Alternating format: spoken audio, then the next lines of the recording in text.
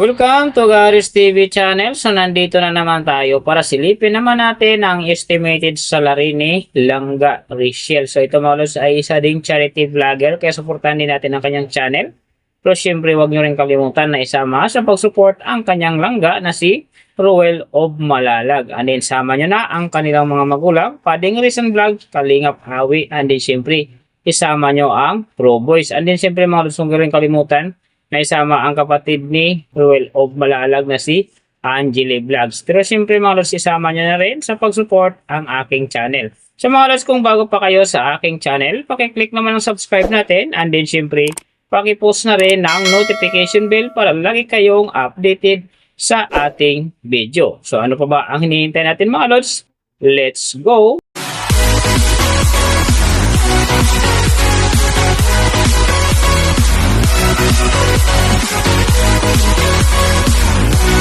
So mga lods, si Rachel Morales Vlog sa ngayon ay mayroon ng upload videos na 867 and then mayroon na rin siyang subscriber na 246,000.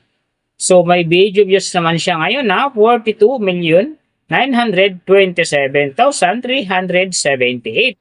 And then yung kanyang country is PH. So yung channel type naman niya is people. And then yung account niya, ginawa ito noong December 30, 2022.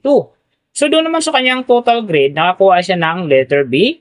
And then sa kanyang social blade rank naman, nasa 207,326. So doon naman sa kanyang subscriber rank, nasa 2,127. And then sa kanyang video views rank naman, nasa 384,505. So doon naman sa kanyang country rank, nasa 836. And then sa kanyang people rank naman, nasa 1,703. So nakita na natin yung kanyang ranking. Silipin naman natin yung kanyang last 30 days na subscriber. So nakakuha siya dito mga lods ng 1,000. Ang hindi lang maganda kasi ang kanyang percentage ay bumaba ng 50%.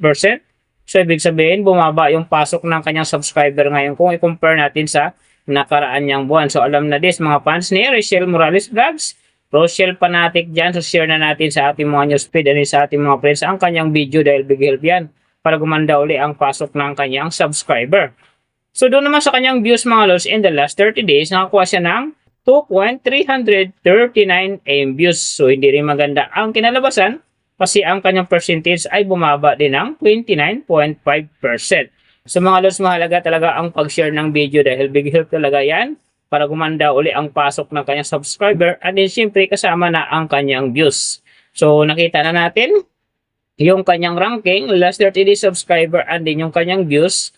Silipin naman natin yung kanyang daily summary from subscriber, views and then yung kanyang earning. So sa kanyang subscriber mga lods, wala akong nakitang update dito. Nakapix siya sa 246,000. So doon naman sa kanyang views mga lods, yung mga ganda rito, December 28, nakakuha siya ng 164,000. And then pagdating na ang December 29, nakakuha siya ng 140,000. So pagdating naman dito ng January 2, nakakuha siya ng 119,000.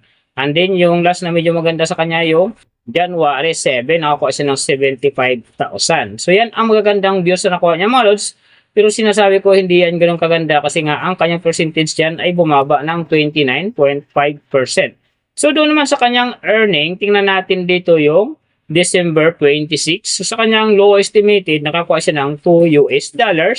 And then sa kanyang high estimated naman, nakakuha siya ng $32. So ang mga yan naman mga lods, daily summary lang. Mas maganda kung silipin natin yung naka-round off na from daily, weekly and monthly para malaman na natin kung magkano na ngayon ang estimated salary ni Rachel Morales Vlogs dito sa YouTube. So unahin natin yung kanyang daily average. So sa daily subscriber, nakakuha siya ng 34. And then sa kanyang views naman, nakakuha siya ng 77,984. So doon naman sa kanyang daily low estimated ng kanyang earning, nakakuha siya ng $19. So times natin sa 58. Mayroon siyang 1,102. And then sa kanyang daily high estimated naman ng kanyang earning, nakakuha siya ng $312. So times natin sa 58, mayroon siyang 18,096. So yan mga lods ang kanyang daily average. So pupunta naman tayo sa kanyang weekly average. So sa weekly subscriber, nakakuha siya ng 238. And then sa kanyang views naman, nakakuha siya ng 545,888. So doon naman sa kanyang weekly, low estimated ng kanyang earning, nakakuha siya ng 136 US dollars. So types natin sa 58, mayroon siyang 7,888.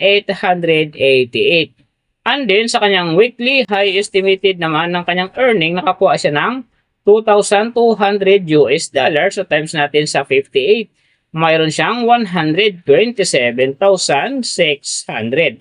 So yan naman mga lods ang kanyang weekly average. So pupunta naman tayo sa kanyang monthly average. So sa monthly subscriber, nakakuha siya ng 1,000. And then sa kanyang views naman, nakakuha siya ng 2,339,492. So doon naman sa kanyang monthly, low estimated ng kanyang earning, nakakuha siya ng 585 US dollars. So times natin sa 58, mayroon siyang 33,930. And then, sa kanyang monthly high estimated naman ng kanyang earning, nakakuha siya ng 9,400 US dollars. So times natin sa 58, mayroon siyang 545,200. So yan naman mga lods ang kanyang monthly average. And then, yung nababanggit ko rito or nakikita nyo is pawang estimated lamang yan. Nakabis lang tayo sa Social Blade website. Isang public website yan na kahit sino pwedeng mag-open para malaman kung magkano na ang estimated salary ng ating mga iniidolong YouTuber, vlogger, or influencer. And then mga lods, like ko sinasabi yan, palaging natutupad dyan yung low estimated kasi nga hindi talaga natin kayang i-demand sa ating mga viewers na huwag mag-skip ng ads. Pero pwede pa rin naman yan maging times 2, times 3, or maging times 4 pa yan kapag ang isang vlogger nakapagpa-viral ng kanyang video. Pero siyempre mga lods, kung supporter ka ni Rachel Morales Vlogs or isa kang Rochelle fanatic, so huwag ka na mag-skip ng ads dahil big help yan sa kanyang channel. And then siyempre, sa mga kababayan natin na kanila ring tinutulungan dahil siya nga ay isa ring charity vlogger. Pero siyempre mga lods, huwag nyo ring kalimutan na huwag na ring skip ang aking ads dahil big help yan sa aking channel and then siyempre sa aking personal na hadikain. So mga lods, kung nagustuhan nyo ang video na to, pakiclick naman ng subscribe natin and then siyempre pakipost na rin ng notification bell para lagi kayong updated sa ating video. And then, kung mayroong gusto mapagawa ng video na same nito para sa inyong mga iniidolong YouTuber, vlogger, or influencer, comment nyo lang sa baba yung tamang detalye ng kanyang channel para ma-search natin kaagad at magawa natin sa next video. So, big thank you sa lahat ng mga sumusuporta sa aking channel. Sa magsusupport pa lang, ingat kayo palagi and God bless. At sana gabayan kayo palagi ng Panginoon sa ginagawa nyo araw-araw. At syempre magtagumpay din kayo sa inyong mga pangarap. So hanggang dito na lang. See you on my next video.